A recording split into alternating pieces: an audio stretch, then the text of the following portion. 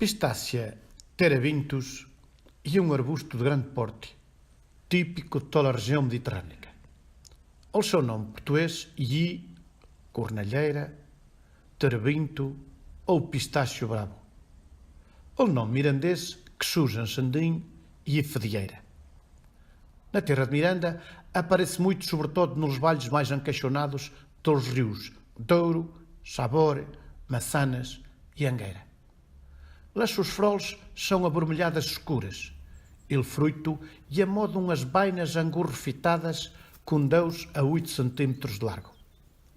Desta planta é extraída por destilação a terebentina, que é um solvente muito forte, utilizado em vernizes e tintas.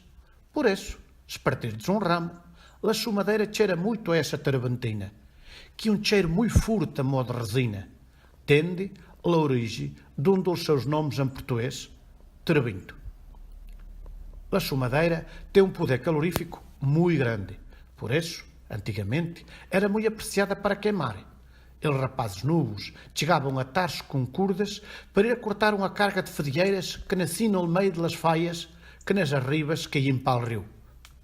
Em Sandim, nas arribas, a cerca de Forcaleiro, existe o chamadeiro Las Fedieiras.